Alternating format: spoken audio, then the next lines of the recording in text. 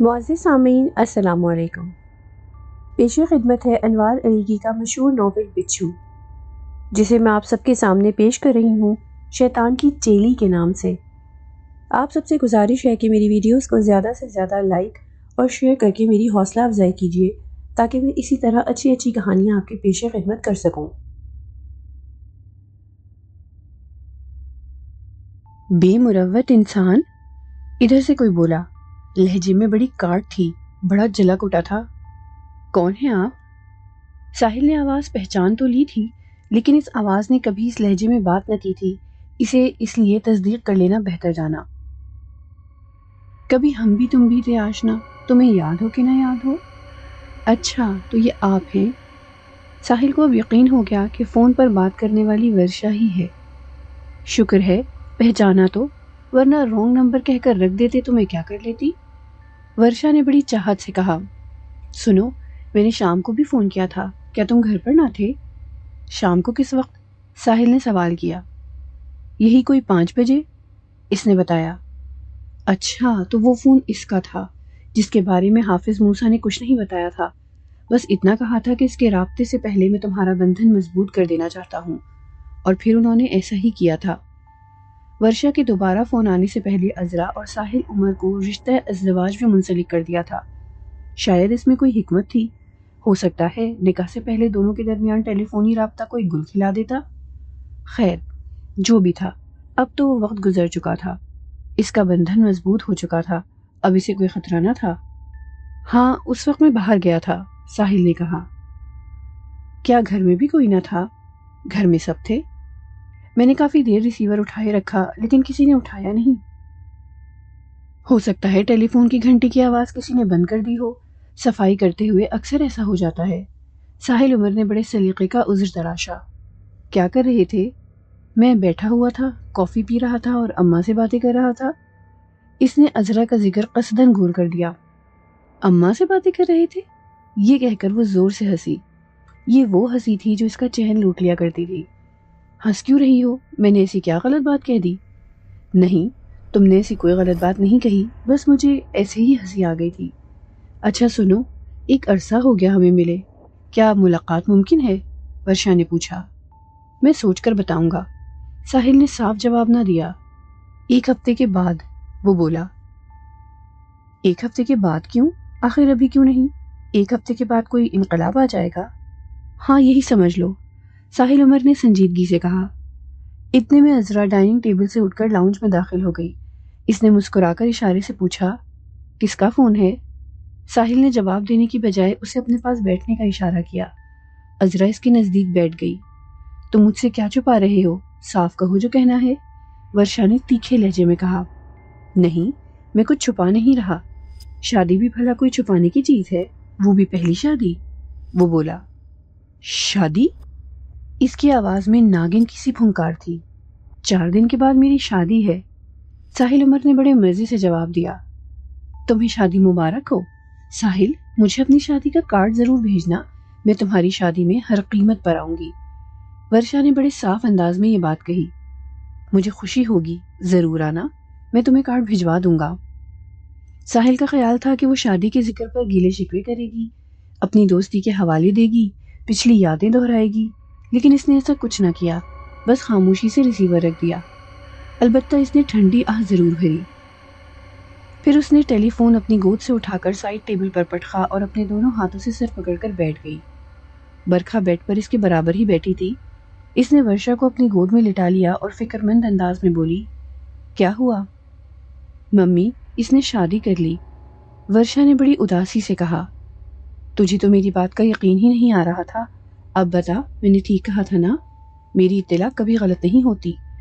برکھا نے اس کے بالوں میں انگلیاں پھرتے ہوئے کہا۔ تجھے اس کی شادی کا رنج ہوا؟ نہیں ممی، میرا بھلا وہ کیا لگتا تھا، میں کیوں رنجیدہ ہوتی؟ ورشا نے اپنی آواز میں استحکام پیدا کرنے کی کوشش کی، لیکن ہو نہیں سکا۔ اس کی آواز میں لرزش تھی اور اس لرزش کا صاف پتہ لگ رہا تھا۔ لیکن مجھے بہت دکھ پہنچا ہے، برکھا نے ٹھنڈی سانس لیتے ہوئے کہا۔ ناقابل تلافی نقصان پہنچا ہے؟ ممی، کیا تم اس سے محبت کرنے لگی تھیں، اس سے شادی کرنا چاہتی تھی؟ نہیں، ایسی تو کوئی بات نہیں، برکھا جلدی سے بولی۔ وہ ورشا کا سوال سن کر پریشان ہو گئی تھی۔ میں تو اس کی بلی دینا چاہتی تھی اور بلی کے بدلے مانا کو حاصل کرنا چاہتی تھی، اس لیے میں نے تجھے اس کے پیچھے لگایا تھا تاکہ تو گھیر کر اسے میرے پاس لے آئے، اور میرے اس مقصد کو تو اچھی طرح جانتی ہے۔ پھر ممی، اس کی شادی سے آپ کو کیا فرق پڑا؟ آپ کو نقصان کیسے ہوا؟ میری بلی اب اشدھ ہو گئی، ناپاک ہو گئی۔ شادی کے بعد وہ اس قابل نہیں رہا کہ اسے قربان کیا جا سکے۔ یہ سب اتنا اچانک ہو گیا کہ میں اس اطلاع پر افسوس کرنے کے سوا کچھ نہ کر سکی۔ خیر، چھوڑوں گی تو میں اسے اب بھی نہیں۔ اس نے میری پوری زندگی کی تپسیا بھنگ کی ہے، میری آرزوؤں کا خون کیا ہے۔ میں اس خون کا بدلہ لے کر رہوں گی۔ برکھا نے دانت پیس کر کہا۔ ممی، اب کیا کرو گی؟ ورشا نے سوال کیا۔ میں اسے سسکا سسکا کر ماروں گی، اب تو دیکھتی جا میں کیا کرتی ہوں، برکھا نے اسے گود میں اٹھاتے ہوئے کہا۔ ورشا فوراً اس سے دور ہو کر بیٹھ گئی کیونکہ برکھا کے وجود سے پھوٹنے والی بدبو اب ناقابل برداشت ہو گئی تھی۔ ساحل کی شادی میں یوں محسوس ہوتا تھا جیسے پورا شہر امڈ آیا ہو۔ بے شمار لوگ تھے، اور کیوں نہ ہوتے، یہ صرف ساحل کی تقریب نہ تھی، ناصر مرزا اور مسعود آفاقی بھی اس میں برابر کے شریک تھے۔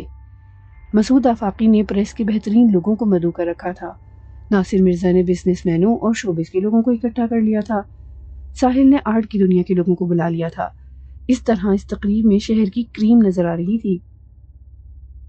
مسعود آفاقی لڑکے والا بن گیا تھا اور ناصر مرزا نے لڑکی والوں کا کردار ادا کرنے کا فیصلہ کیا تھا، اور اس شادی کی سب سے اہم مہمان تھیں اماں، انہیں ہاتھوں ہاتھ لیا جا رہا تھا۔ شہر کا ایک بہترین ہال بک کیا گیا تھا۔ یہ ہال بڑی خوبصورتی سے سجایا گیا تھا۔ سٹیج پر صرف 3 مرصع کرسیاں تھیں، ایک کرسی پر ساحل عمر، دوسری پر عذرا اور عذرا کے برابر اماں تھیں۔ ان کرسیوں کے علاوہ سٹیج پر صوفے رکھے ہوئے تھے۔ نکاح پہلے ہی ہو چکا تھا، اس لیے لوگ قاضی کی آمد اور نکاح کے انتظار کی زحمت سے بچ گئے تھے۔ لڑکی والوں نے بارات کا شاندار استقبال کیا۔ بارات کی آمد کے بعد سٹیج پر عذرا کو لایا گیا۔ وہ سبز رنگ کے کپڑوں میں تھی اور یہ سبز رنگ کا جوڑا خود ساحل عمر نے اس کے لیے پسند کیا تھا۔ سبز رنگ کے اس انتہائی قیمتی جوڑے میں وہ بالکل سبز پری لگ رہی تھی۔ اس کا حسن ملکوتی تھا، اس رنگ نے اس کے حسن کو مزید نکھار دیا تھا۔ جو ساحل عمر کی دلہن کو دیکھتا تھا اس کی نظر اس پر جم کر رہ جاتی تھی۔ سب پریشان تھے کہ ایسی حسین لڑکی ساحل نے کہاں سے ڈھونڈ نکالی۔ لڑکوں کی مائیں بار بار اماں سے پوچھ رہی تھیں، اے کیا اس کی کوئی اور بہن بھی ہے؟ اماں کچھ جل کر اور کچھ ہنس کر جواب دیتی، نہیں، اللہ نے بس یہی ایک پیس بنایا تھا۔ اماں کا یہ جواب کچھ غلط بھی نہ تھا، اللہ نے واقعی اسے یکتا اور اکلوتا بنایا تھا۔ سٹیج پر دھڑا دھڑ تصویریں بن رہی تھیں، ویڈیو فلم شوٹ کی جا رہی تھی۔ مسعود آفاقی بھی فوٹوگرافی میں لگا ہوا تھا، وہ اس جوڑے کی اچھی سے اچھی تصویر اتار لینا چاہتا تھا۔ اماں بہت خوش تھیں، بات بے بات ہنس رہی تھیں۔ جو لوگ یہ جانتے تھے کہ ساحل عمر کے والدین کا انتقال ہو چکا ہے، ان لوگوں نے جب اماں کے بارے میں استفسار کیا کہ یہ کون ہے، اور جب انہیں یہ جواب ملا کہ یہ ساحل کے گھر کی پرانی ملازمہ ہیں اور ساحل کو انہوں نے گودوں میں کھلایا ہے، تو یہ سن کر وہ حیران رہ جاتے تھے کہ ایک ملازمہ کی اتنی اہمیت، اتنا احترام۔ کھانے کا وقت قریب تھا، ڈشوں کے نیچے چراغ جلائے جا رہے تھے کہ کھانا ٹھنڈا نہ ہونے پائے۔ اتنے میں ہال میں ایک ہلچل سی مچی، جس نے بھی اسے دیکھا وہ چونکے بنا نہ رہ سکا۔ وہ بڑے پروقار انداز میں میزوں کے درمیان بنے راستے پر چلی آ رہی تھی۔ اس کا رخ سٹیج کی طرف تھا۔ وہ کالی ساڑی جس پر ستاروں کا کام تھا باندھی تھی، بغیر آستین کا چھوٹا سا بلاؤز پہنے شاخ گل کی طرح لچکتی، شانوں پر زلفیں بکھیرے شہر کے کسی بڑے بیوٹی پارلر سے میک اپ کروائے، لوگوں کے درمیان سے لوگوں پر بجلیاں گراتی بڑھتی جا رہی تھی۔ اس پر جس کی بھی نظر پڑ رہی تھی، چاہے وہ مرد ہو یا عورت، اس کو دیکھے بغیر نہیں رہ پا رہا تھا۔ اس کے بارے میں سرگوشیاں ہو رہی تھیں، یہ کون ہے، کہاں سے آئی ہے؟ طرح طرح کے سوال ذہنوں میں اٹھ رہے تھے، لیکن وہ جو بھی تھی خوب تھی، قابل توجہ تھی، وہ ورشا تھی۔ ساحل عمر نے جب اسے سٹیج کی سیڑھیاں چڑھتے دیکھا تو وہ دم بخود رہ گیا، اس لیے نہیں کہ وہ اس کے حسن سے متاثر ہو گیا تھا، اس میں کوئی شک نہیں، ورشا آگ تھی، لیکن جو حسن اس کے پہلو میں تھا وہ بھی کسی سے کم نہ تھا۔ وہ شبنم تھا، ٹھنڈا، آنکھوں کی روشنی بڑھانے والا۔ وہ اس لیے دم بخود رہ گیا کہ اسے ورشا کی شادی میں شرکت ہونے کی امید نہ تھی۔ اس نے اسے کارڈ ضرور بھجوایا تھا، محض رسمی طور پر۔ وہ نہیں جانتا تھا کہ وہ چلی آئے گی، خیر، اب تو وہ کسی قیامت کی صورت برپا ہو ہی گئی تھی، اب جو ہو سو ہو۔ وہ سیدھی ساحل عمر کی طرف بڑھی۔ ساحل عمر اسے دیکھ کر احتراماً کھڑا ہو گیا۔ ورشا نے بے تکلفی سے اس سے ہاتھ ملانے کے لیے اپنا نرم و نازک ہاتھ آگے بڑھایا۔ ساحل مخمصے میں پھنس گیا۔ پھیلے ہوئے ہاتھ کو نظر انداز کر دے یا ہاتھ ملا کر عذرا کے دل میں سوئی چبھو دے۔ ابھی وہ کچھ فیصلہ نہ کر پایا تھا کہ اماں نے فیصلہ کن انداز اختیار کیا۔ وہ بڑی برق رفتاری سے اپنی کرسی سے اٹھی اور بڑے پیار سے بولتی ہوئی ورشا کا ہاتھ تھام لیا۔ اوہ، ورشا آئی ہیں؟ جی اماں، آپ کیسی ہیں؟ اس نے اپنی سیاہ زلفوں کو جھٹک کر پوچھا۔ میں بہت اچھی ہوں، آؤ ورشا ادھر صوفے پر آ جاؤ۔ اماں اسے بڑے پیار سے پکڑ کر صوفے کی طرف لے گئیں۔ کون ہے یہ؟ عذرا نے ساحل کو ترچھی نگاہوں سے دیکھا۔ ایسی نگاہوں سے مجھے مت دیکھو، یہ ورشا ہے، ساحل نے بتایا۔ اماں اس وقت میرے لیے فرشتہ ثابت ہوئی ہیں۔ میں ابھی 2-4 منٹ میں اسے چلتا کر کے آتا ہوں، تم پورے اطمینان سے بیٹھو۔ پھر وہ اماں کے پیچھے پیچھے صوفے پر جا بیٹھا۔ اماں فوراً ہی وہاں سے اٹھ کر عذرا کے پاس آ گئیں اور اسے بڑے پیار سے مسکرا کر دیکھنے لگی، جیسے کہہ رہی ہوں، پریشان مت ہونا، اس کی حیثیت پانی کے بلبلے سے زیادہ نہیں۔ شادی مبارک ہو، ورشا نے مسکرا کر کہا، لیکن اندر ہی اندر اس کے دل پر آنسو گرے۔ شکریہ، اچھا انتخاب ہے، کہاں سے لائے اسے؟ ورشا نے اسے اداس نگاہوں سے دیکھا۔ یہ تمہاری ماں کی مہربانی کا نتیجہ ہے۔ میری ماں تم پر مہربان ضرور ہے، لیکن وہ تمہیں کچھ دے نہیں سکتی، لے ضرور سکتی ہے۔ پھر تم اپنی ماں کو اچھی طرح جانتی ہو۔ ہاں کیوں نہیں، میں اپنی ماں کی رگ رگ سے واقف ہوں۔ کیا تم جانتی ہو کہ اس نے مجھے کوئی نشہ آور دوا پلا کر کہیں سے کہیں پہنچا دیا تھا؟ میں نہیں جانتی۔ تمہاری ماں نے مجھ پر بہت ظلم کیے ہیں، وہ مجھے قربان کر کے کوئی پراسرار قوت حاصل کرنا چاہتی تھی۔ خیر، یہ لمبی داستان ہے، پھر کبھی سناؤں گا، فی الحال اس کا موقع نہیں۔ بس تم اتنا جان لو کہ تمہاری ماں نے میری جان لینے کی پوری کوشش کر لی تھی، لیکن اوپر والے نے مجھے بچا لیا۔ نہ صرف بچا لیا، بلکہ انعام میں ایسی حسین لڑکی بھی بخشی۔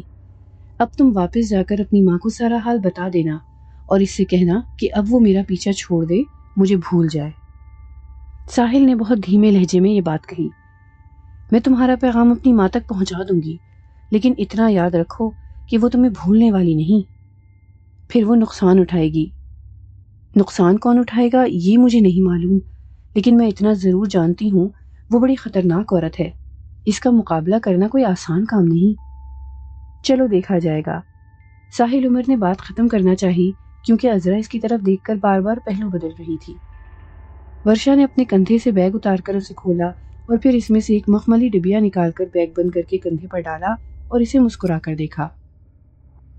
میری طرف سے تمہاری بیوی کے لیے حقیر سا تحفہ۔ ارے اس تکلف کی کیا ضرورت تھی؟ تم آ گئیں، یہی تحفہ میرے لیے بہت ہے۔ دیکھو، میرا دل نہ توڑنا، اسے رسم دنیا سمجھ کر قبول کر لو۔ نہیں، میں تمہارا دل نہیں توڑوں گا، آؤ میرے ساتھ، تم خود ہی عذرا کو یہ تحفہ دے دو۔ یہ کہہ کر ساحل فوراً اٹھ گیا۔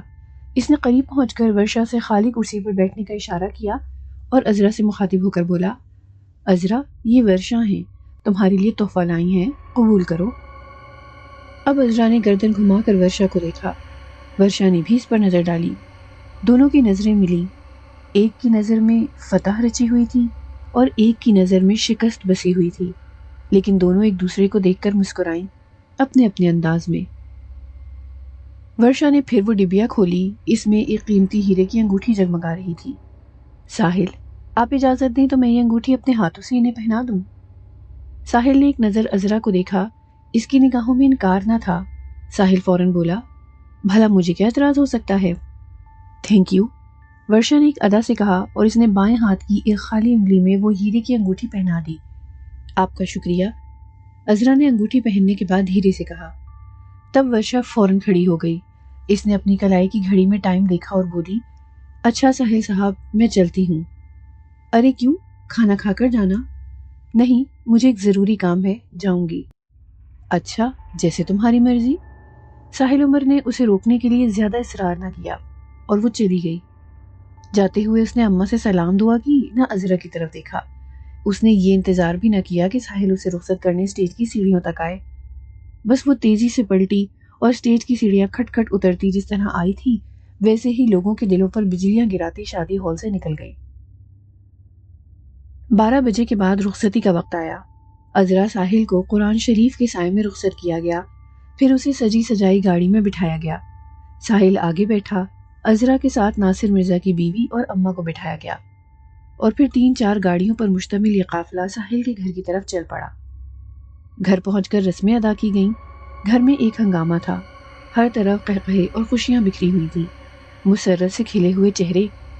ہر شخص اپنی اپنی بساط کے مطابق اس شادی کو انجوائے کر رہا تھا۔ سب خوش تھے۔ اس شادی میں ہر شخص کو بہت مزہ آیا تھا۔ رات کے 1 بجے کے قریب ناصر مرزا اور مسعود اپنی اپنی فیملیوں کو لے کر نکلنے کی تیاری کر رہے تھے۔ ادھر دلہن کو بھی تیار کیا جا رہا تھا۔ وہ زیور سے لدی ہوئی تھی اور پریشان تھی۔ اس نے اماں سے زیور اتارنے کو کہا۔ اماں اس کی پریشانی دیکھ کر اس کے پاس بیٹھ گئیں تو سب سے پہلے اس نے اپنا بایاں ہاتھ آگے کر کے کہا، اماں سب سے پہلے اسے اتاریں، یہ میری انگلی میں چبھ رہی ہے۔ ہاں لاؤ اسے اتار دوں، پتہ نہیں کیسی نیت سے دی ہے یہ انگوٹھی۔ اماں نے جب ورشا کی دی ہوئی انگوٹھی اس کی انگلی سے نکالنا چاہی تو وہ نہیں اتری، وہ انگلی کی ہڈی پر اٹک رہی تھی۔ جب وہ زور لگانے کے باوجود نہ اتری تو اماں کریم لے آئیں۔ انہوں نے اس کی انگلی چکنی کر کے وہ انگوٹھی اتارنا چاہی، لیکن وہ پھر بھی نہ اتری، وہ تنگ سے تنگ ہوتی جا رہی تھی۔ پھر اماں نے واش روم میں جا کر صابن لگا کر اس انگوٹھی کو اتارنے کی کوشش کی، لیکن نتیجہ کچھ نہ نکلا۔ ابتدا میں تو یہ خیال تھا کہ انگوٹھی چھوٹی ہے اس لیے نہیں اتر رہی، کسی چکنی چیز سے اتر آئے گی، لیکن وہ انگوٹھی چھوٹی نہ تھی بلکہ انگلی نے پھولنا شروع کر دیا تھا۔ عذرا کی انگلی آہستہ آہستہ موٹی ہوتی جا رہی تھی۔ نتیجہ یہ تھا کہ سرسوں کے تیل سے لے کر صابن کے جھاگ تک ہر چیز استعمال کر لی گئی تھی، لیکن انگوٹھی تنگ سے تنگ ہوتی جا رہی تھی۔ اب انگلی اتنی پھول گئی تھی کہ انگوٹھی گوشت میں گھسنی شروع ہو گئی تھی۔ پھولتی انگلی میں شدت کی تکلیف تھی۔ یوں محسوس ہوتا تھا کہ وہ انگوٹھی پھولتی ہوئی انگلی کا گوشت کاٹ کر اندر اتر جائے گی۔ تکلیف بڑھ گئی تھی کہ عذرا انگوٹھی چھونے کی صورت میں بھی کرا اٹھتی تھی۔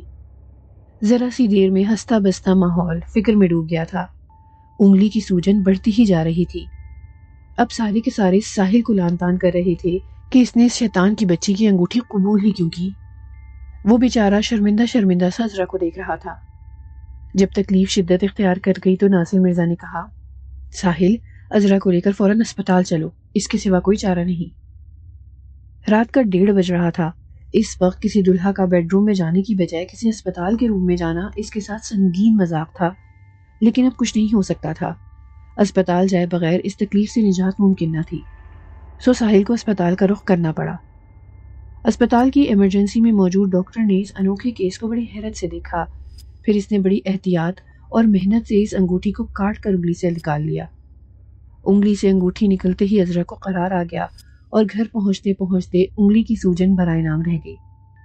گھر پہنچ کر ساحل نے اس انگوٹھی کو ڈسٹ بن میں پھینکنا چاہا تو ناصر مرزا نے اسے روک دیا۔ اس نحوست کو اس کی صحیح جگہ پر پھینک رہا ہوں، ساحل نے غصے سے کہا۔ ہرگز نہیں، یہ انگوٹھی مجھے دو۔ یہ کہہ کر ناصر مرزا نے اس کے ہاتھ سے انگوٹھی لے کر اپنی جیب میں ڈال لی۔ ناصر مرزا کی بیوی نے ناصر مرزا کو گھور کر دیکھا، مگر اس میں یہ ہمت نہ ہوئی کہ وہ شوہر کو اس منحوس انگوٹھی کو جیب میں رکھنے سے منع کر دے۔ ساحل کی صبح خاصی دیر سے ہوئی۔ مہمان سارے رات کو رخصت ہو چکے تھے، اس لیے صبح جلد اٹھنے کی فکر نہ تھی۔ اماں البتہ اپنے وقت پر اٹھ گئی تھیں۔ وہ مرجینہ کے ساتھ کچن میں لگی ہوئی تھیں۔ مرجینہ نے منع بھی کیا کہ وہ خود ناشتہ تیار کرے گی، لیکن وہ نہیں مانی۔ ناشتے کے ساتھ انہوں نے دوپہر کے کھانے کا بھی ڈول ڈال دیا۔ وہ جانتی تھیں کہ ساحل کو کیا چیزیں پسند ہیں، وہ کھانے کس طرح کے پسند کرتا ہے، کتنا نمک اور کتنی مرچ اسے درکار ہوتی ہے۔ اس کے کھانے کا بندوبست وہ خود ہی بہتر طریقے پر کر سکتی تھیں۔ دن کے 11 بج رہے تھے۔ ساحل کے کمرے کا دروازہ ابھی تک بند تھا۔ خاصا انتظار کر کے بالآخر اماں نے دروازہ کھٹکھٹایا۔ دروازہ کھلنے میں دیر نہ لگی۔ دروازہ عذرا نے کھولا۔ ساحل تو ابھی اوندھا پڑا ہوا بے خبر سو رہا تھا۔ اماں نے عذرا سے کہا، اے دلہن ساحل کو اٹھاؤ، اب دوپہر ہونے کو آ گئی۔ اچھا اماں اٹھاتی ہوں، عذرا نے سادگی سے کہا۔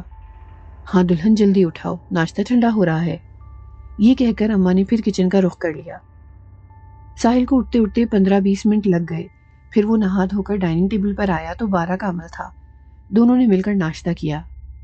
ناشتہ کرتے ہوئے ساحل کی نظر عذرا کے ہاتھ پر پڑی تو اسے ورشا کی دی ہوئی انگوٹھی یاد آ گئی۔ اس نے عذرا کا ہاتھ پکڑ کر اس انگلی کا معائنہ کیا جس نے یکایک غبارے کی طرح پھولنا شروع کر دیا تھا۔ اب اس کی انگلی بالکل نارمل تھی۔ یہ احساس تک نہ ہوتا تھا کہ اس انگلی نے رات کو کس قدر پریشان کیا تھا۔ اسے ورشا پر بہت غصہ تھا۔ وہ جانے کس طرح کی انگوٹھی کس نیت سے دی گئی تھی۔ یقیناً اس انگوٹھی پر کچھ پڑھ کر پھونکا گیا تھا، سحر کیا گیا تھا، اور سحر کا نشانہ عذرا تھی۔ اس نے سوچا ذرا ورشا سے بات تو کر کے دیکھے، آخر وہ کیا سوچ کر عذرا کے لیے تحفہ لائی تھی۔ اس نے لاؤنج میں موجود فون کا ریسیور اٹھایا اور ورشا کے گھر کے نمبر ملانے لگا۔ ہیلو، ادھر سے نسوانی آواز آئی۔ کون؟ ورشا؟ ساحل عمر نے تصدیق چاہی۔ نہیں، برکھا بول رہی ہوں۔ آپ کون؟ ادھر سے برکھا نے پوچھا۔ برکھا کی آواز سن کر ساحل کا غصہ اور تیز ہو گیا۔ اس عورت نے اسے قتل کرنے کی پلاننگ مکمل کر لی تھی۔ وہ تو درمیان میں چترو بھیل آ گیا، ورنہ اس کی زندگی کا خاتمہ کب کا ہو چکا ہوتا۔ غصے میں اس نے سوچا کہ ٹیلی فون بند کر دے۔ اتنے میں برکھا نے دوبارہ پوچھ لیا، کون ہو بھائی؟ بولتے کیوں نہیں؟ میں ورشا سے بات کرنا چاہتا ہوں، ساحل عمر نے بہت خشک لہجے میں کہا۔ میں ورشا کو بلاتی ہوں، آپ کون ہیں؟ میں ساحل عمر بات کر رہا ہوں، اس نے غصیلے انداز میں کہا۔ اوہ، برکھا نے بڑے تمسخرانہ لہجے میں کہا۔ ہاں ساحل جی، آپ نے ورشا سے کیا بات کرنی ہے؟ مجھے اس سے کچھ پوچھنا ہے۔ مجھ سے پوچھ لو ساحل جی، وہ بچی ہے، وہ تمہیں کیا جواب دے گی؟ انگوٹھی سے متعلق تو کوئی سوال نہیں کرنا۔ یہ کہہ کر وہ زور سے ہنسی۔ کیسا لگا میرا تحفہ؟ تمہارا تحفہ؟ ساحل عمر نے حیرت سے کہا۔ وہ انگوٹھی تم نے بھیجی تھی؟ تم نے اتنی خاموشی سے شادی کر لی، میں تمہیں تحفہ بھی نہ بھیجتی؟ کہو، رات کیسی گزری؟ برکھا نے تنزن پوچھا۔ بہت اچھی، ساحل نے بہت خوش ہو کر کہا۔ اچھا، پھر ایسی ہی راتوں کے لیے تیار ہو جاؤ۔ اب تمہاری ہر رات ایسی ہی گزرے گی، میں تمہاری راتوں کا چین چھین لوں گی۔ تم نے مجھے دھوکہ دیا، مجھے بہت نقصان پہنچایا ہے، اب تمہیں کسی کروٹ چین نہ آئے گا، تمہاری ہر سانس پر منہ سے آہ نکلے گی، میں تمہیں سسکا سسکا کر ماروں گی۔ تم مجھے نہیں جانتے کہ میں کتنی پراسرار قوتوں کی مالک ہوں۔ وہ تو منحوس چترو بھیل تجھے نکال کر لے گیا، ورنہ تو اب تک پر لوگ سدھار چکا ہوتا۔ چترو بھیل کا تو میں نے حساب کتاب کر دیا، اس کی روح کو آگ کی دیواروں میں چن دیا۔ اب تیرا کریا کرم باقی ہے، میں تجھے کسی قیمت پر نہیں چھوڑوں گی، یاد رکھ۔ برکھا نے غصے سے کہا۔ اچھا ہوا میں نے یہ سب کچھ تیرے منہ سے سن لیا، تو کھل کر میرے سامنے آ گئی۔ اب تک میں دوسرے لوگوں کی زبانی تیرے عزائم کے بارے میں سنتا رہا ہوں، اب تو نے خود ہی سب اقرار کر لیا۔ اب تو میری بات سن اور غور سے سن۔ تو اگر پراسرار قوتوں کی مالک ہے تو میں بھی لاوارث نہیں، میرے پیچھے بھی کچھ طاقتیں موجود ہے۔ اب تیری میری کھلی جنگ ہے، اب تو نہیں یا میں نہیں۔ ساحل نے فیصلہ کن انداز میں کہا۔ نادان لڑکے، میں تیری اس بات پر صرف ہنس سکتی ہوں، برکھا نے ہنستے ہوئے کہا۔ یہ آنے والا کل بتائے کون کس پر ہنستا ہے، ساحل نے سخت لہجے میں کہا۔ چل ٹھیک ہے، کل تو ابھی دور ہے، تو آج کی رات میرا انتظار کر۔ یہ کہہ کر برکھا نے ٹیلی فون بند کر دیا۔ اور دیکھ تماشا، ٹیلی فون رکھ کر جب وہ پلٹی تو اسے دروازے پر دیکھ کر چونک گئی۔ ورشا آہستہ آہستہ بڑے ڈرامائی انداز میں اس کی طرف بڑھی اور نزدیک پہنچ کر بولی، ممی، کس کا فون تھا؟ برکھا نے ایک نظر ورشا کو دیکھا۔ اس کا انداز، اس کا لہجہ کچھ عجیب سا تھا، جیسے اس نے برکھا کی کوئی چوری پکڑ لی ہو۔ کوئی اور وقت ہوتا تو وہ ورشا کے انداز پر اسے ضرور ڈانٹ دیتی، لیکن یہ وقت ڈانٹنے کا نہ تھا۔ ورشا سے اس نے ابھی بہت کام لینا تھا، وہ اسے ڈانٹ کر ناراض کرنا نہیں چاہتی تھی۔ تمہارے دوست کا فون تھا؟ برکھا مسکرا کر بولی۔ میرا دوست؟ ورشا نے حیرت سے کہا۔ ممی، میرا تو کوئی دوست نہیں۔ پھر یوں سمجھو میرے دشمن کا تھا۔ ورشا، اس نے مجھے دھمکی دی ہے، اس نے کہا ہے کہ تو نہیں یا میں نہیں۔ ورشا، اب چیونٹی کے پر نکل آئے ہیں، تو جانتی ہے نا جب چیونٹی کے پر نکل آتے ہیں تو کیا ہوتا ہے؟ برکھا نے اسے گہری نظروں سے دیکھا۔ ہاں جانتی ہوں، اس کی موت نزدیک آ جاتی ہے، ورشا نے ٹھنڈی سانس لے کر کہا۔ بس ورشا، سمجھ لو کہ ساحل عمر کی موت بھی زیادہ دور نہیں ہے۔ ممی، آپ اسے مار دیں گی، ساحل کی جان لے لیں گی، محض اس لیے کہ اس نے شادی کر لی ہے؟ ممی، کیا شادی کرنا گناہ ہے؟ ورشا نے عجیب انداز اختیار کیا۔ ارے، برکھا نے اسے غور سے دیکھا، یہ تو کیا بکواس کر رہی ہے؟ ہاں ممی، میں واقعی بکواس کر رہی ہوں، ممی سچ بات میں ہمیشہ زہر بھرا ہوتا ہے۔ یہ کہہ کر وہ برکھا کے کمرے میں رکی نہیں۔ برکھا اسے کہتی رہ گئی، ورشا، ارے ورشا میری بات تو سنو۔ اس کے جانے کے بعد وہ کھلے دروازے کو خالی نگاہوں سے دیکھتی رہی۔ اس کی سمجھ میں نہ آیا کہ یہ ایک دم ورشا کو کیا ہوا، اس کے موڈ میں تبدیلی کیوں آئی۔ خیر، وہ ورشا کو بعد میں دیکھ لے گی، سر دست جو مسئلہ سامنے تھا اس سے نمٹنا تھا۔ وہ ساحل عمر کو آج رات تماشا دکھانے کا کہہ چکی تھی، فی الحال تو اس سلسلے میں کچھ کرنا تھا۔ کچھ سوچ کر اس نے اپنے کمرے کا دروازہ بند کیا اور پھر بیڈ پر بیٹھ کر فون کا نمبر ملانے لگی۔ دوسری گھنٹی پر ادھر سے ٹیلی فون اٹھا لیا گیا۔ واسم، برکھا نے اس کی آواز پہچان کر کہا۔ جی برکھا جی۔ واسم ہمیشہ کی طرح فرما برداری سے بولا، کیا حکم ہے؟ مجھے آج 2:30 بجے سے پہلے بکرے کا سر چاہیے۔ برکھا نے حکم سنایا۔ عجیب حکم تھا۔ اس وقت کیا بجا ہے؟ واسم نے اپنی گھڑی پر نظر ڈالی۔ 1:15 بجا ہے، برکھا نے اسے بتایا۔ ٹھیک ہے برکھا جی، میں فوراً ہی نکلتا ہوں، 2:30 بجے تک بلکہ اس سے پہلے آپ کے پاس ہوں گا۔ اور سنو، برکھا نے کہا۔ جی برکھا جی، وہ بولا۔ بکرے کا سر بالکل کالا ہو، برکھا نے اسے ہدایت کی۔ برکھا جی، اگر مارکیٹ میں کالے بکرے کی سری نہ ملی تب؟ اس نے سوال کیا۔ تب تم ایسا کرنا کہ ایک کالا بکرا خرید لانا، یہاں اس بکرے کا سر اتار لیں گے۔ ایسی صورت میں تم 3 بجے تک پہنچ جانا، اس سے زیادہ دیر نہ ہو، پھر عمل کا وقت نہیں رہے گا۔ برکھا نے اسے سمجھایا۔ بس آپ بے فکر ہو جائیں، آپ کا کام وقت سے پہلے ہو جائے گا۔ واسم، تم ایسا کرو کہ مارکیٹ کے چکر میں مت پڑو، سیدھا بکرا منڈی جاؤ، وہاں سے ایک کالا بکرا خریدو، بے شک پورا بکرا کالا نہ ہو لیکن اس کا سر ضرور کالا ہو، اور اسے لے کر بنگلے پر آ جاؤ، میں تمہیں آج ایک اور جادو سکھا دوں گی۔ برکھا نے اس پر مہربان ہوتے ہوئے کہا۔ برکھا جی زندہ باد۔ یہ سن کر واسم خوش ہو گیا۔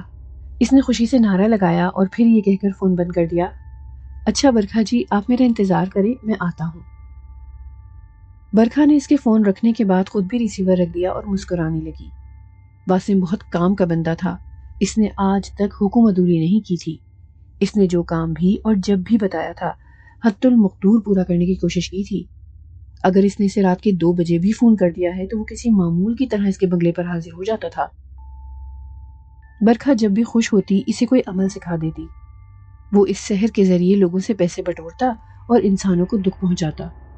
کالا علم ہوتا ہی کسی کو دکھ پہنچانے کے لیے ہے۔ واسم حکم کے مطابق ایک کالا بکرا خرید کر اس کے بنگلے پر مقررہ وقت سے پہلے پہنچ گیا۔ اس وقت 2:30 بجے کا عمل تھا۔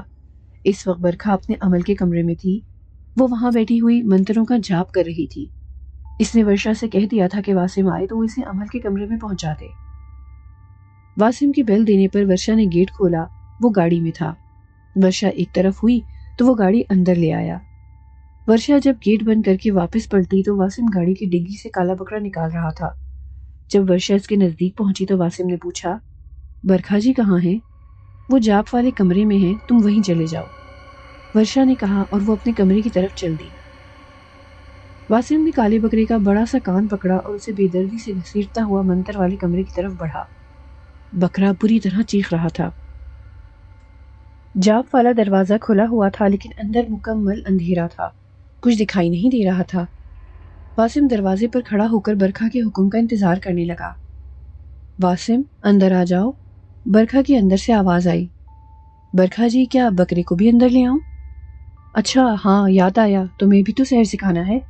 یوں کرو، اس بکرے کو بنگلے کے پیچھے لے کر چلو، میں چھری لے کر آتی ہوں۔ جی اچھا۔ یہ کہہ کر واسم نے بکرے کا بڑا سا کان جو ابھی تک اس کے ہاتھ میں تھا اسے کھینچتا ہوا آگے بڑھا اور پھر وہ گھوم کر بنگلے کے پیچھے چلا گیا۔ اس کے پیچھے پیچھے برکھا بھی پہنچ گئی۔ اس نے پیلی ساڑی اور بغیر آستین کا بلاؤز پہن رکھا تھا، ساڑی کا پلو بھی اس نے کمر میں اڑسا ہوا تھا۔ وہ ایک ڈھلتی عمر کی عورت تھی، اس کے باوجود اس میں اب تک کشش موجود تھی۔ واسم نے اسے ایک نظر دیکھا اور پھر نظریں گھما لیں۔ برکھا نے ایک جگہ منتخب کر کے واسم کو بکرا پچھاڑنے کو کہا۔ واسم نے اس کی 2 ٹانگیں پکڑ کر اسے لٹا دیا اور پھر اس پر اس طرح چڑھ کر بیٹھ گیا کہ وہ ہل بھی نہ سکے۔ برکھا نے اس کے ہاتھ میں ایک تیز چھری دی اور ساتھ ہی ایک چینی کا پیالہ بڑھایا۔ پھر اس نے واسم کو بتایا کہ کیا کرنا اور کس طرح کرنا ہے۔ برکھا کی ہدایت کے مطابق اس نے پیالے کو اس طرح بکرے کی گردن کے نیچے رکھا کہ پہلے خون کے قطرے پیالے میں گرے یہاں تک کہ پیالہ بھر جائے۔ واسم نے بکرے کو قابو میں لے کر تیز چھری منتر پڑھتے ہوئے بہت تیزی سے اس کی گردن پر پھیری۔ سرخ خون ایک فوارے کی صورت اس کی گردن سے نکلا۔ چند لمحوں میں پیالہ بھر گیا۔ بھرا ہوا پیالہ برکھا نے اس کی گردن کے نیچے سے نکال لیا۔ اتنے میں واسم نے بکرے کی گردن اس کے تن سے جدا کر دی اور اس کا تڑپتا ہوا جسم کسی کھلونے کی طرح دور پھینک دیا۔ بکرے کی جان ابھی پوری طرح نہیں نکلی تھی۔ اس کی گردن سے تیزی سے خون بہہ رہا تھا اور جسم بری طرح تڑپ رہا تھا۔ آؤ واسم، ادھر آ کر بیٹھو۔ برکھا خون بھرا پیالہ لیے کھڑی تھی۔ واسم اس کے سامنے زمین پر بے تکلفی سے بیٹھ گیا اور گردن اٹھا کر برکھا کی جانب دیکھا۔ تمہیں جو بتایا ہے وہ پڑھو اور اپنے دونوں ہاتھ آگے پھیلا کر ملا لو، برکھا نے ہدایت کی۔ واسم نے اپنے دونوں ہاتھ کچھ پڑھتے ہوئے پھیلا کر ملا لیے۔ تب برکھا نے خون کا پیالہ اس کے ہاتھوں پر آہستہ آہستہ انڈیلنا شروع کیا۔ جیسے ہی خون کی دھار اس کے ہاتھوں پر گری، چھن چھن کی آواز آنے لگی۔ اس کا ہاتھ چاندی کے کھن کھناتے روپوں سے بھر گیا۔ کہو واسم، برکھا نے اس کی طرف مسکرا کر دیکھا۔ برکھا جی جواب نہیں، واسم نے تعریف کی۔ پھر برکھا نے وہ پیالہ زمین پر رکھ دیا اور واسم سے کہا، اب یہ روپے پیالے میں ڈالنا شروع کر دو۔ واسم نے اپنے ہاتھ تھوڑے سے نیچے کر کے روپے پیالے میں پھینکنا شروع کیے۔ جیسے جیسے روپے پیالے میں گرتے جا رہے تھے، پیالہ خون سے بھرتا جا رہا تھا، یہاں تک کہ آخری روپیہ بھی خون میں تبدیل ہو گیا۔ اب برکھا نے پھر فخری انداز میں واسم کو دیکھا۔ کہو واسم۔ برکھا جی، آپ جادو کی دیوی ہیں، آپ کا کوئی توڑ نہیں۔ شعبدہ لوگوں کو بیوقوف بنانے کے لیے کافی ہے؟ اس نے ہنس کر سوال کیا۔ بہت کافی ہے، واسم خوش ہو کر بولا۔ جب میں لوگوں کو یہ جادو دکھاؤں گا تو وہ میرے پاؤں پکڑ لیں گے، پھر میں ان حیرت زدہ لوگوں سے جو چاہے کروا لوں گا۔ چلو اب تم جاؤ، میں اپنا کام اب شروع کروں گی۔ برکھا نے ایک دم اپنے تیور بدل لیے۔ جو حکم برکھا جی۔ واسم نے بڑی فرما برداری سے سر جھکایا اور واپس جانے کے لیے مڑ گیا۔ برکھا نے بکری کی سیری اٹھا کر اپنے منتر والے کمرے میں رکھی اور پھر گیٹ کی طرف چل دی۔ جب وہ گیٹ کے نزدیک پہنچی تو واسم گاڑی نکال چکا تھا۔ اس نے گاڑی میں بیٹھے بیٹھے برکھا کو سلام کیا اور پھر تیزی سے گاڑی نکال لے گیا۔ برکھا گیٹ بند کر کے واپس منتر والے کمرے کے سامنے پہنچی۔ اس نے اندر جانے سے پہلے ساڑی اور بلاؤز اتار کر دروازے کی دہلیز پر پھینکا اور دروازہ کھلا چھوڑ کر اندر چلی گئی۔ پھر اس نے فرش پر رکھی ہوئی بکرے کی سیری اپنے دونوں ہاتھوں میں اٹھا لی اور کمرے میں چکر لگاتے ہوئے زور زور سے منتر پڑھنے لگی۔ ناصر مرزا دوپہر کو ساحل کے گھر پہنچا۔ وہ انگوٹھی ابھی تک اس کی جیب میں پڑی ہوئی تھی۔ اس کا خیال تھا کہ وہ کچھ دیر گپ شپ لگا کر حافظ موسیٰ کی طرف نکل جائے گا، ان سے اس انگوٹھی کے بارے میں دریافت کرے گا۔ اگر اس انگوٹھی پر جادو کیا گیا ہے تو یہ بات کھل کر سامنے آ جائے گی۔ دوسرے، حافظ موسیٰ کے علم میں یہ بات آ جائے گی کہ برکھا نے چھیڑ چھاڑ شروع کر دی ہے، اس کے ان شعبدوں سے نمٹنا ہوگا۔ ساحل نے اپنی رودات سنائی۔ اس نے بتایا کہ برکھا سے اس کی کیا بات ہوئی۔ ناصر مرزا نے ساحل کی گفتگو توجہ سے سنی۔ برکھا اب کھل کر سامنے آ گئی تھی۔ اس نے اپنے عزائم کا بھرپور اظہار کر دیا تھا اور ساتھ میں یہ بھی انکشاف کر دیا تھا کہ وہ انگوٹھی اس کی بھجوائی ہوئی تھی اور وہ کوئی سادہ انگوٹھی نہ تھی، اس پر باقاعدہ عمل کیا گیا تھا۔ ساری رودات سن کر ناصر مرزا نے کہا، پھر اب کیا چھپا رہ گیا؟ اس نے تو انگوٹھی کے بارے میں بتا دیا کہ وہ اس نے پڑھ کر بھیجی تھی۔ میرا خیال تھا کہ حافظ صاحب کو جا کر دکھاؤں گا، اب دکھانے کا کیا فائدہ؟ ناصر مرزا نے اپنی جیب سے وہ انگوٹھی نکالی اور سامنے میز پر رکھی ایش ٹرے میں اچھال کر ڈال دی۔ حافظ موسیٰ کو اس کی دھمکی کے بارے میں تو بتانا چاہیے۔ کیا خیال ہے تمہارے ساتھ کسی دن میں بھی نہ چلوں؟ ہاں چلو، وہ تو تمہیں ایک عرصے سے بلا رہے ہیں، نکاح والے دن بھی بلاوا دے کر گئے ہیں، کب چلو گے؟ 1-2 روز میں چلنے کا پروگرام بناتے ہیں۔ ساحل عمر نے کچھ سوچ کر کہا، اچھا ٹھیک ہے، پھر میں چلتا ہوں، آج ذرا دفتر کا چکر لگا لوں، کئی دن سے دفتر کی صورت نہیں دیکھی۔ ناصر مرزا اٹھتا ہوا بولا۔ اس سے پہلے کہ ساحل اسے جانے سے روکتا، اماں ڈرائنگ روم میں داخل ہوئی۔ انہوں نے ناصر مرزا کی بات سن لی تھی۔ وہ فوراً بولی، لو اب کھانا نکلنے والا ہے تو تم جا رہے ہو، اب کھانا کھا کر جانا، آؤ میں تم دونوں کو بلانے آئی تھی۔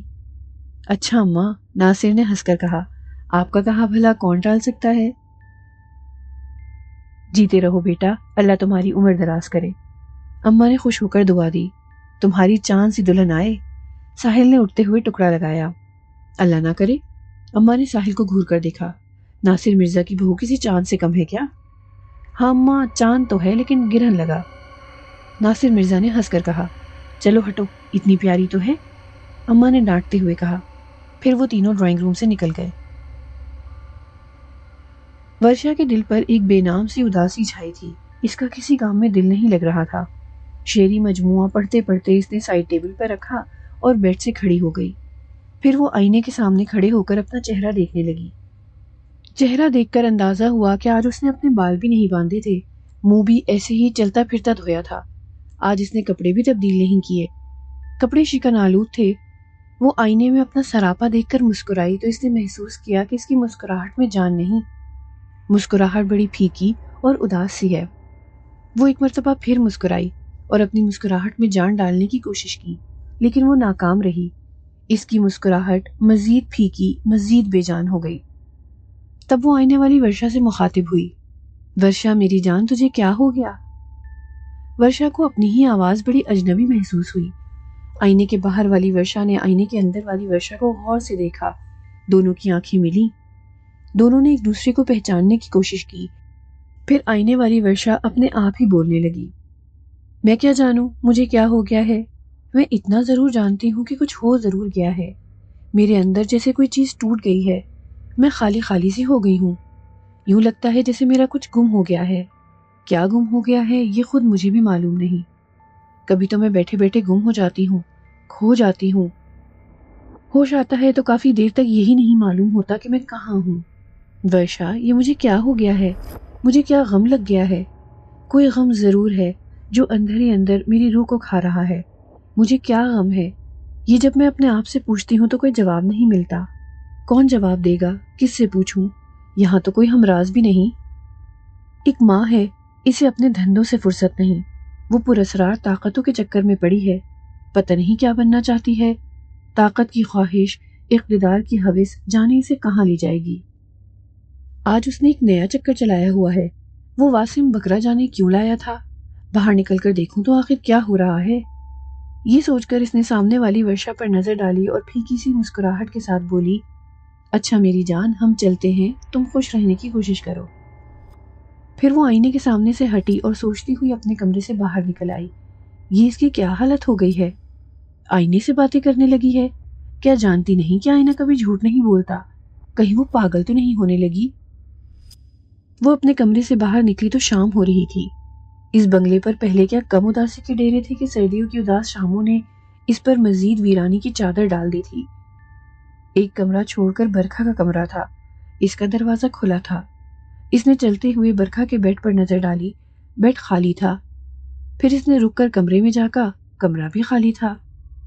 ورشا گھومتی ہوئی پھر برکھا کے عمل والے کمرے کے سامنے پہنچی۔ اس نے دروازے پر برکھا جی کی ساڑی دیکھی تو اسے بڑی حیرت ہوئی۔ پھر برکھا جو زور زور سے منتر پڑتی ہوئی کمرے کے چکر کاٹ رہی تھی، دروازے کے نزدیک سے گزری تو ورشا اس کو ایک نظر دیکھتے ہی خوف سے پیچھے ہٹ گئی۔ اس کے ہاتھوں میں بکرے کا سر تھا اور وہ کپڑوں سے بے نیاز کچھ اس طرح اپنے عمل میں مصروف تھی کہ اچھے بھلے دل گردے کا آدمی اسے اس حالت میں دیکھ لیتا تو خوف کے مارے بے ہوش ہو جاتا۔ اس سے پہلے کہ برکھا دوبارہ چکر کاٹ کر دروازے کے سامنے سے گزرتی، وہ فوراً وہاں سے پیچھے ہٹ آئی۔ بنگلے کے اندر گاڑی نہ تھی، اس کا مطلب ہے کہ واسم جا چکا ہے۔ پھر وہ گھومتی ہوئی بنگلے کے پیچھے پہنچی، جہاں اس نے سرکٹا بکرے کا دھڑ ریت میں اٹا دیکھا۔ ایک جگہ ریت پر خون پڑا ہوا تھا جو اب جم کر کالا ہو گیا تھا۔ اس کے دل پر پہلے ہی وحشت برس رہی تھی۔ اس طرح کے منظر دیکھ کر اسے اکائیاں آنے لگی۔ شام ڈھل رہی تھی، اندھیرا پھیلنے کو تھا۔ اس گھر پر یہ شام کسی اور انداز میں اتری تھی۔ یہاں اداسی نہ تھی، ہر طرف قہقہے بکھرے ہوئے تھے، ایک سرخوشی تھی، جوش تھا۔ مسعود آفاقی اپنی فیملی کے ساتھ آیا ہوا تھا۔ مسعود آفاقی کی بیوی ایک ہنسوڑ عورت تھی۔ بات بات پر ہنسنا، قہقہے لگانا، نت نئے چٹکلے چھوڑنا، بات سے بات پیدا کرنا، یہ اس عورت کا کمال تھا۔ وہ جس محفل میں ہوتی وہاں سے خاموشی اور اداسی اپنے اپنے بستر گول کر جاتی۔ مسعود آفاقی کی بیوی سائمہ عذرا کو لطیفے سنا سنا کر بے حال کر رہی تھی۔ اس کی گفتگو سے سبھی محظوظ ہو رہے تھے کہ اچانک محفل کا رنگ بدل گیا۔ سب لاؤنج میں بیٹھے تھے، جس کو جو جگہ پسند تھی وہ وہاں بیٹھا تھا۔ ساحل عمر صوفے سے ٹیک لگائے قالین پر پاؤں پھیلائے بیٹھا تھا۔ عذرا اور سائمہ ایک صوفے پر بیٹھی تھیں۔ مسعود آفاقی ساحل کے سامنے مگر کچھ فاصلے سے گاؤ تکیے لگائے نیم دراز تھا۔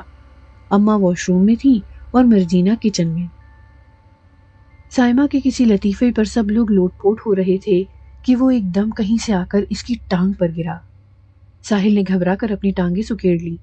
وہ کوئی 1 کلو وزن کا گوشت کا ٹکڑا تھا، بالکل تازہ گوشت تھا۔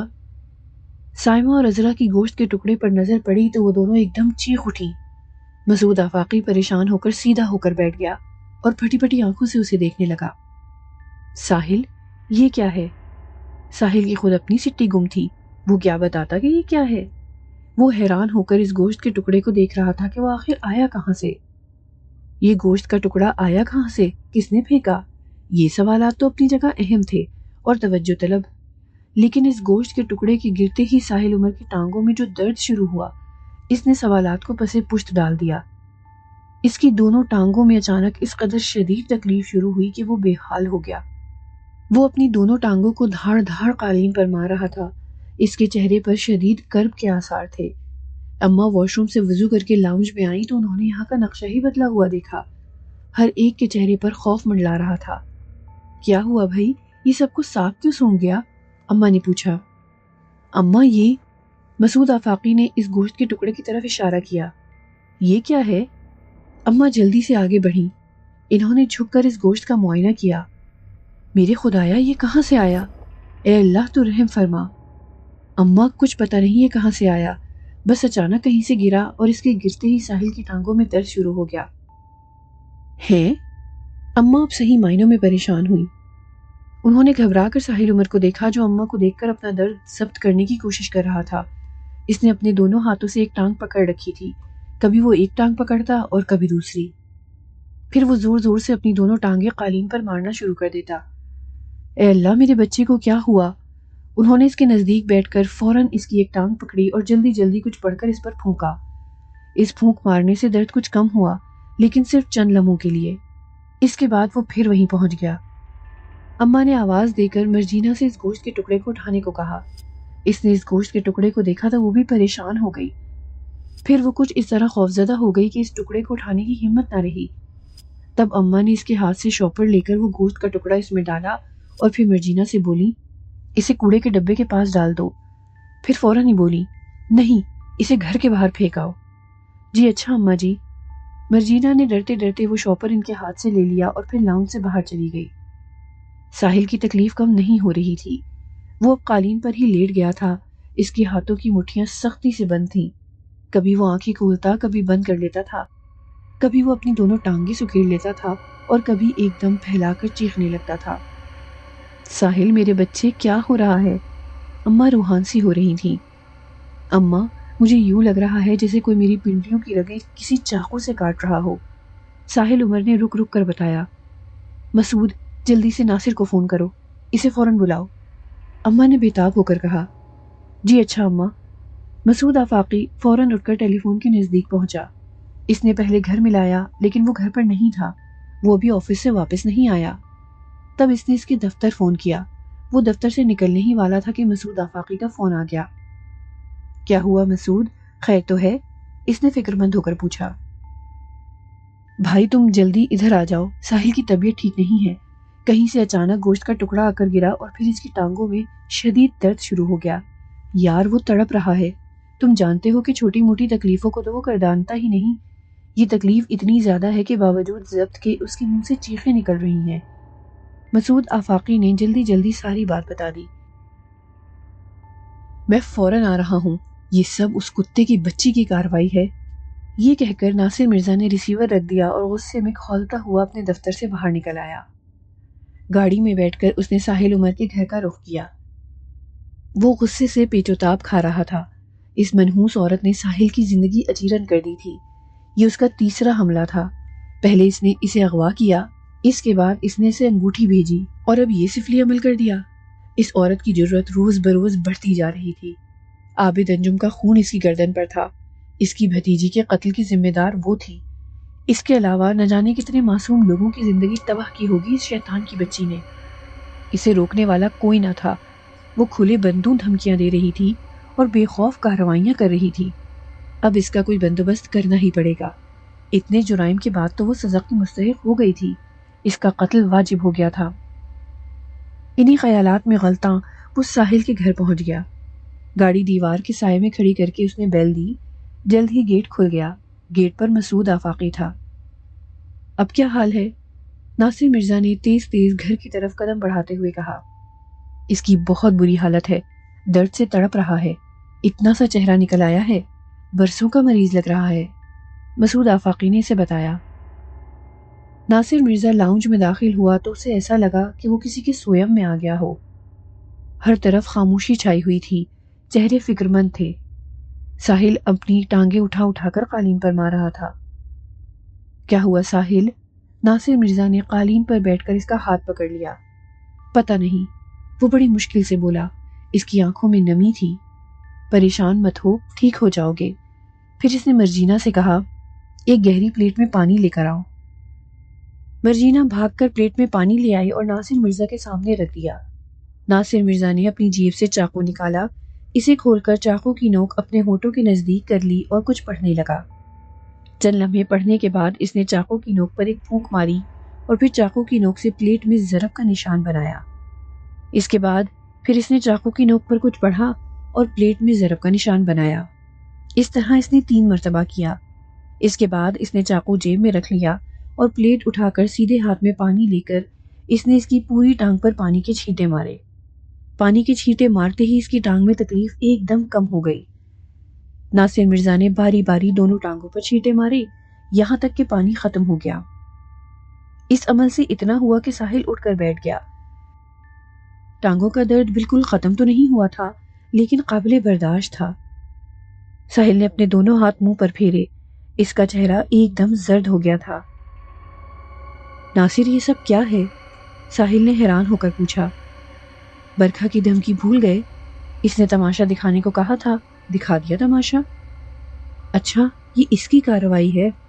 100%۔ ناصر مرزا نے بڑے یقین سے کہا۔ وہ گوشت کا ٹکڑا کہاں ہے؟ وہ تو میں نے اسی وقت گھر سے باہر پھینکوا دیا تھا، اماں فوراً بولی۔ اچھا کیا اماں؟ ناصر مرزا نے تعریفی نظروں سے انہیں دیکھا۔ اور وہ انگوٹھی کہاں ہے؟ وہ تمہارے ہی تو پاس تھی، ساحل نے کہا۔ کل میں نے تمہارے اس انکشاف کے بعد کہ برکھا نے پڑی ہوئی انگوٹھی بھیجی تھی، اس انگوٹھی کو ایشٹرے میں پھینک دیا تھا۔ ناصر مرزا نے ایشٹرے کی طرف اچکتے ہوئے کہا۔ او ہاں، یاد آ گیا، پھر وہ ایشٹرے میں ہی پڑی ہوگی۔ وہ ایک خوبصورت کرسٹل ایشٹرے تھی جو لاؤنج میں ایک میز پر رکھی تھی۔ اس وقت وہ میز ایک طرف رکھی ہوئی تھی۔ مسعود آفاقی نے اٹھ کر ایشٹرے کو دیکھا۔ ایشٹرے خالی تھی، اس میں کوئی انگوٹھی نہ تھی۔ اس میں تو کچھ نہیں، مسعود آفاقی نے ایشٹرے اٹھا کر دکھاتے ہوئے کہا۔ ارے پھر کہاں گئی؟ اماں، کیا آپ نے دیکھی تھی انگوٹھی؟ میں نے کل رات کو اس میں پڑی دیکھی تھی۔ پھر وہ ایشٹرے میں سے کہاں گئی؟ پھر اس انگوٹھی کو پورے گھر میں تلاش کر لیا گیا، لیکن اس انگوٹھی کا سراغ نہ لگا۔ چھوڑے اماں، اب وہ نہیں ملے گی، وہ اڑ گئی، ناصر مرزا نے کہا۔ پھر وہ ساحل عمر سے مخاطب ہوا۔ ہاں بھائی، اب کیا حال ہے؟ درد کافی کم ہے، لیکن بالکل ختم نہیں ہوا۔ ہو جائے گا، تم اپنے ذہن سے پریشانی نکال دو۔ نہیں، میں پریشان نہیں ہوں، بلکہ غصے میں ہوں۔ غصے سے کام نہیں چلے گا، ناصر مرزا نے مسکرا کر کہا۔ ہمیں بڑے تدبر سے کام لینا ہوگا۔ بقول حافظ موسیٰ، سفلی والی بڑی عیار ہے۔ ناصر، حافظ موسیٰ سے ملنے جانا چاہیے۔ ہاں چلو، بولو کب چلو گے؟ کل چلتے ہیں، تم شام کو میرے پاس آ جاؤ۔ درد اگرچہ خاصا کم تھا، ناصر مرزا کو امید تھی کہ وہ آہستہ آہستہ بالکل ختم ہو جائے گا۔ پھر بھی اس نے عمل دہرا کر ایک پلیٹ پانی اور تیار کر کے دیا تھا، تاکہ اگر کسی وقت درد میں اضافہ ہو تو اس پانی کو ٹانگوں پر چھڑک دیا جائے۔ پھر ناصر مرزا اور مسعود آفاقی رات کا کھانا کھا کر اپنے گھروں کو چلے گئے۔ عذرا گھر میں ہونے والے اس تماشے کو بڑے غور سے دیکھ رہی تھی۔ وہ شیطان کی چیلی برکھا اور اس کی بیٹی ورشا سے بہت پہلے سے واقف تھی۔ ایک وقت تھا کہ وہ ساحل عمر کے خوابوں میں آ کر ان لوگوں سے دور رہنے کی تنبیہ کرتی تھی۔ ساحل کا ورشا سے تعلق اسے ایک آنکھ نہ بھاتا تھا۔ جب اس کی دوستی گہری ہونے لگی تو وہ ایک دن خاصی افسردہ ہو گئی تھی اور اس کی آنکھ سے آنسو بہہ نکلی تھے۔ یہ وہی آنسو تھے جو اس کی تصویر پر برف کی مانند جم گئے تھے، برف کے آنسو۔ اب وہ ساحل کی دنیا میں آئی تھی تو پھر انہی دونوں ماں بیٹیوں کے قصے تھے۔ وہ ساحل کی جان کے در پہ ہو گئی تھیں، وہ اس کے شوہر کو مار دینا چاہتی تھیں، لیکن عذرا کچھ نہیں کر سکتی تھی۔ وہ اپنا سب کچھ اپنی دنیا میں چھوڑ آئی تھی، یہاں وہ تہی دامن تھی، اس کے ہاتھ خالی تھے۔ رات کو ٹھیک 11:05 پر ٹیلی فون کی گھنٹی بجی۔ گھنٹی کی آواز سن کر ساحل ایک دم چونک گیا۔ دیوار پر لگی ہوئی گھڑی جو ٹائم بتا رہی تھی وہ ایک خاص وقت تھا، اور اب یہ وقت بہت برا ہو گیا تھا۔ 4 گھنٹیاں بج چکی تھیں۔ ساحل ٹیلی فون اٹھانے کی ہمت نہیں کر پا رہا تھا۔ تب اماں آگے بڑھیں اور انہوں نے ریسیور اٹھا کر بڑے کرخت لہجے میں پوچھا، کون ہے؟ ادھر سے جواب میں ایک قہقہہ سنائی دیا۔ اماں نے ریسیور پر ہاتھ رکھ کر ساحل عمر کو بتایا، کوئی ہنس رہی ہے۔ پھر انہوں نے ریسیور سے ہاتھ ہٹا کر کہا، او خبیث، ہنستی کیوں ہے؟ او بڑھیا، ساحل کہاں ہے؟ ساحل کو فون دے۔ ادھر سے انتہائی ہتک آمیز لہجے میں کہا گیا، کیا کام ہے تجھے ساحل سے؟ مجھ سے بات کر۔ اماں کو غصہ آ گیا، او بڑھیا، تجھ سے کیا بات کروں؟ تو میری ایک پھونک کی ہے، ایک پھونک ماروں گی تو اڑ جائے گی۔ کیوں مجھ سے اٹکتی ہے؟ کیوں اپنی جان کی دشمن ہوئی ہے؟ ادھر سے تنبیہ کی گئی، تو ہے کون؟ میں برکھا ہوں، میں تم سب کی موت ہوں۔ برکھا نے انتہائی پراسرار لہجے میں کہا، ایسے انداز میں کہ اماں کے جسم میں ایک خوف کی لہر آ کر گزر گئی۔ انہوں نے جواب دیے بغیر ریسیور ٹیلی فون پر پٹخ دیا۔ بدذات کہیں کی، وہ غصے سے بڑبڑائیں۔ پھر جب انہوں نے ساحل کی طرف نظر دوڑائی تو ان کے ہاتھ پاؤں ٹھنڈے ہونے لگے۔ آگے کیا ہوا یہ جاننے کے لیے انتظار کیجیے کہانی کے اگلے حصے کا۔ اگر آپ کو ہماری کہانیاں پسند آ رہی ہیں تو ہمارا چینل ضرور سبسکرائب کریں اور ساتھ ہی ساتھ بیل آئیکن کو بھی دبائیں تاکہ ہماری تمام کہانیاں آپ کو سب سے پہلے مل سکیں۔